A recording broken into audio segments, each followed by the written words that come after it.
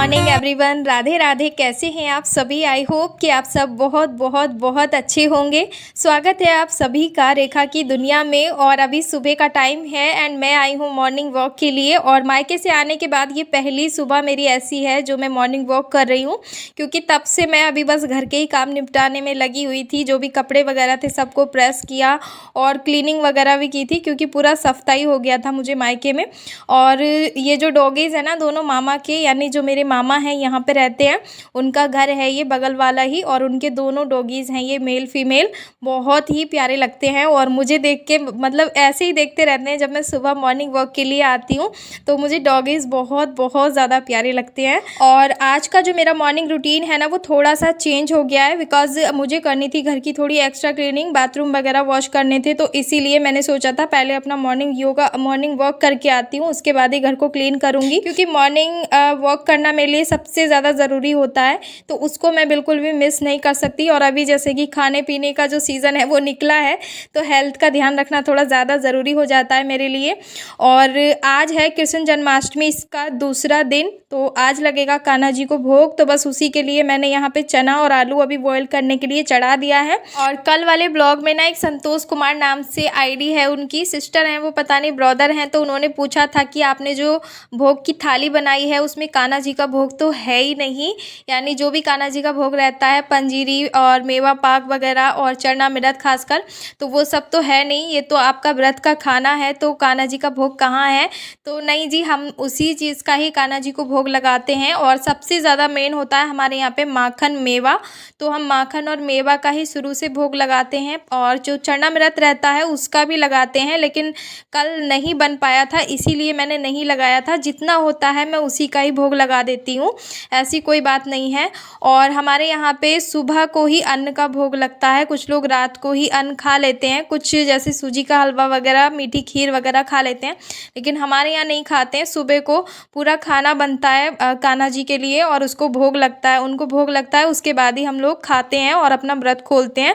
रात को जैसे भूख लगती है तो कोटू वगैरह बना लिया था मैंने, और हमारे यहाँ पे ऐसे ही होता है, तो हम भी ऐसे ही बनाते हैं। उसके बाद जी यहाँ पे मैं बना रही हूँ अभी सुबह के लिए भोग का खाना, और पूजा वगैरह सब मेरी हो गई है। तो मैंने यहाँ पे बना दिया है सबसे पहले सूजी का हलवा। और आप मीठे में कुछ भी बना सकते हो, खीर, लाइक जो भी आपका मन है। तो सुबह में जो भी आप भोग लगाते हैं ना कान्हा जी को, उसमें कुछ भी बना लेते हैं। बहुत सारे लोग अलग अलग चीज़ें बनाते हैं, मालपुआ हो गया और शक्करपारे हो गए और पुए वगैरह, पूड़े वगैरह जो बोलते हैं, वो भी बना लेते हैं। तो मैं सिर्फ सूजी का ही हलवा बना रही हूँ, क्योंकि इतना सब कौन खाएगा, और थोड़ा थोड़ा बनाने में भी ना बहुत ज़्यादा टाइम भी हो जाता है।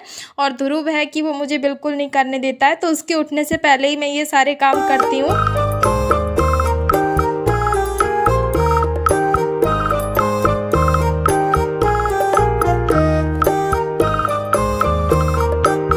मीठा बना दिया है और सब्ज़ी बनाऊंगी अभी, चना और आलू साथ में।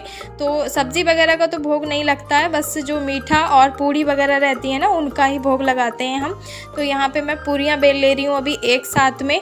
तो आप बिल्कुल भी माइंड मत कीजिएगा, जैसे मतलब हर किसी का देखिए अलग अलग रिवाज होता है। तो वैसे तो उन्होंने गलत तरीके से कमेंट नहीं किया था, उन्होंने सिर्फ पूछा था कि इसमें भोग नहीं है। तो उसमें मेवा और साथ में माखन वगैरह सब कुछ था, दही था, और इन्हीं सब चीज़ों का हम भोग लगाते हैं कान्हा जी को। और कुछ लोग खीरे का भी भोग लगाते हैं। तो जो चीज़ होती है घर में उसी का ही हम भोग लगा देते हैं, बाकी जितना कुछ बन पड़ता है वो करने की कोशिश भी करते हैं। तो बस यहाँ पूरियाँ उतार ले रही हूँ अभी फूली फूली फटाफट से।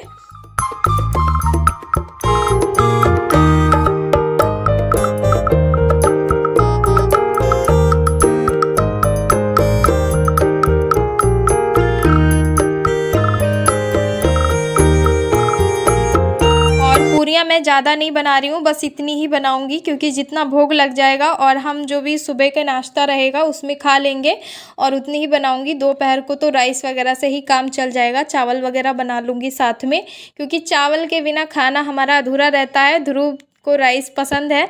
और यहाँ बना दी है मैंने चना और आलू की सब्ज़ी।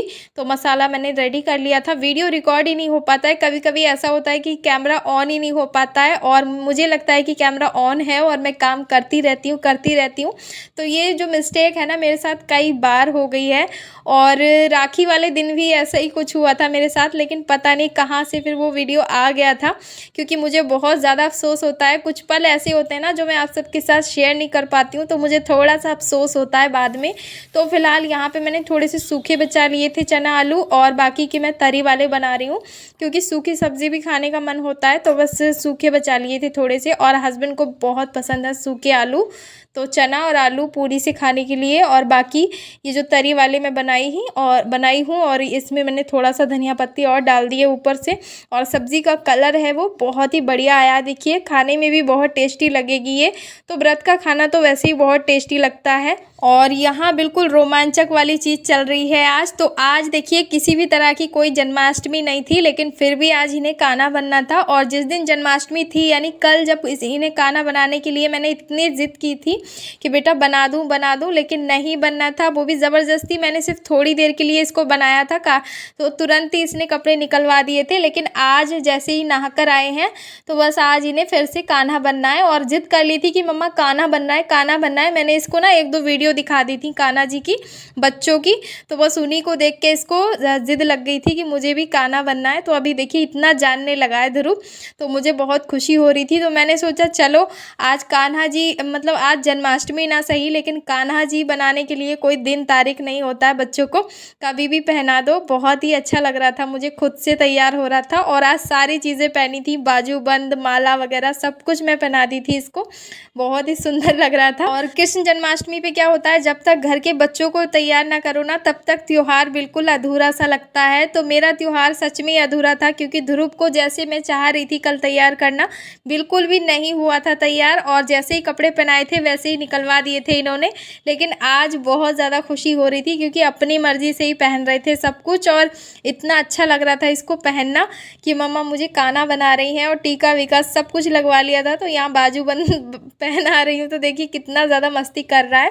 और मैं इसे दिखा रही थी इधर उधर जो कान्हा की फ़ोटो लगी हुई हैं, और इसकी भी लगी हुई है, तो वही दिखा रही थी मैं इसको कि देखो ऐसा कान्हा बनाऊंगी।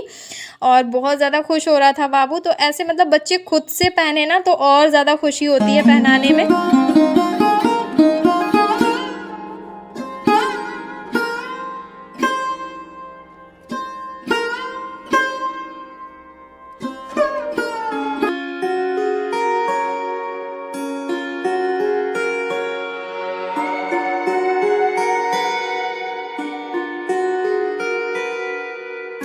और हमारे कान्हा जी तो चले गए खेलने के लिए, तो बस थोड़ा सा हलवा मैं उसको खिला दी थी और भोग भी लगा दी हूँ। तो बस यहाँ 4 पूरियाँ उतारूंगी गरम गरम, और लगा दूंगी अभी हस्बैंड के लिए थाली।